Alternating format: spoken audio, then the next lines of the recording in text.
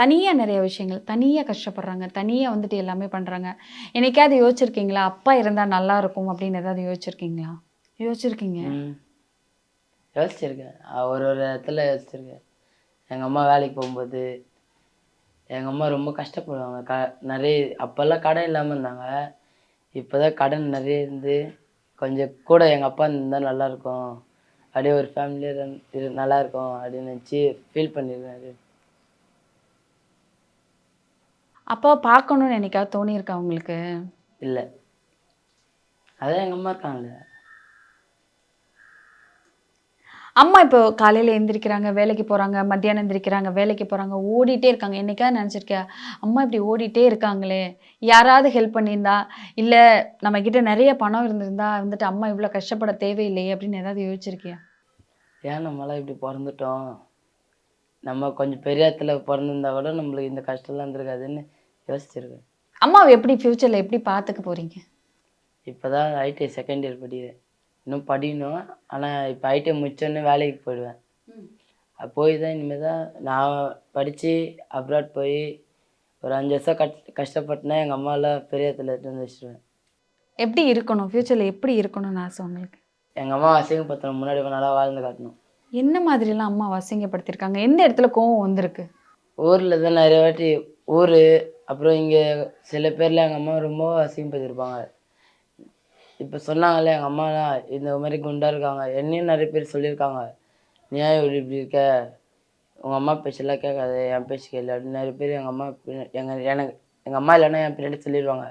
சொந்தக்காரங்க சொல்லியிருக்காங்க, நீ தனியாக கூட போ, உங்கள் அம்மா கூட இருக்காத, இப்போ உங்கள் அண்ணன் எப்படி போகிறான் அந்த மாதிரி நீயும் போயிடு அப்படின்னுவாங்க. இல்லை, நான் அவங்கள்ட்ட இருந்து அப்படியே போய் பேசி வந்துடுவேன், சைலண்ட்டாக ஓரமாக வந்துடுவேன்.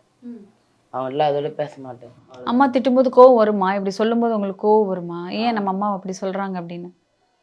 மூஞ்ச லட்சமாக பேசிட்டு வந்துடுவேன் ஒன்று, அது ஒன்று. இல்லை நம்மளுக்கு ரொம்ப தெரிஞ்சவங்கன்னா கொஞ்சம் சைலண்ட்டாக வந்துடுவேன்.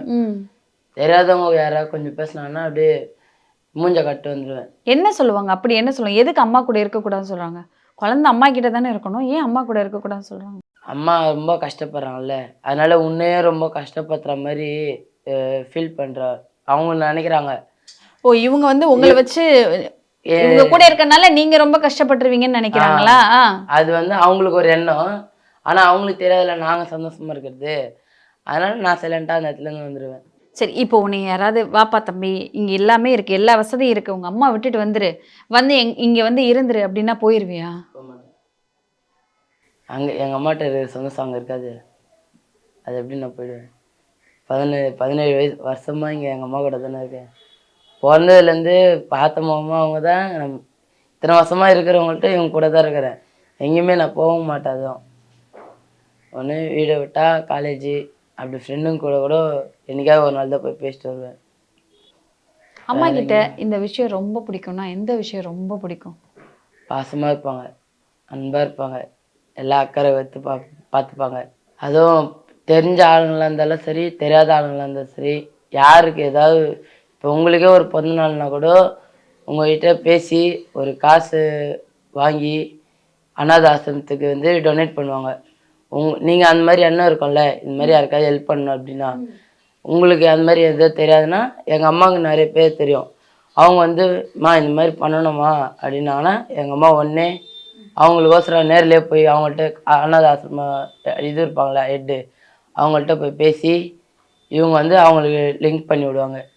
அதெல்லாம் நிறைய பண்ணுவாங்க எங்கள் அம்மா. அப்புறம் வந்து நிறைய பேர் சோசியல் சர்வீஸ்லாம் பண்ணாங்க. இந்த மாதிரி எங்கள் பாப்பா பிறந்த நாள், என் பிறந்த நாள், அவங்க பிறந்த நாள், எங்கள் சித்தி பிறந்த எல்லாரும் பிறந்த நாளைக்கும் இந்த மாதிரி வீட்டிலே சாப்பாடு செஞ்சு வீட்டிலே பார்சல் கட்டி அவங்க பஸ் ஸ்டாண்டு வர மாதிரி இருப்பாங்களே அவங்களுக்கு சாப்பாடு கொடுத்துருந்தாங்க. அதெல்லாம் பார்க்கும்போது எங்கள் அண்ணனுக்கு கொஞ்சம் நல்லா, எங்கள் அண்ணனுக்கும் பிடிக்கும் எனக்கும் பிடிக்கும் அதெல்லாம் பண்ணுவான்னு. இப்போ இதெல்லாம் கொஞ்சம் இதுவாக ஆனதுனால அதெல்லாம் விட்டுட்டோம் நாங்கள். அம்மா அப்பா இல்லாமல் ரொம்ப கஷ்டப்பட்டிருப்பாங்கல்ல, அந்த நேரத்துலலாம் என்ன தோணுச்சு? அம்மா இவ்வளோ கஷ்டப்படுறாங்களே அப்படின்னு தோணும்போது என்ன தோணுச்சு? போய் அப்பாவை போய் கூட்டிகிட்டு வந்துடலாம், வாப்பா அம்மா கிட்ட வா அப்படின்னு. அப்படி தோணல. நான் பெருசாக அவங்களுக்கு கஷ்டம் இல்லாமல் பார்த்துக்கணும்னு தான் தோணுச்சு. அவர் வரணும், அவரை கூட்டிகிட்டு வரணும், அந்த மாதிரி எதுவுமே தோணலையா?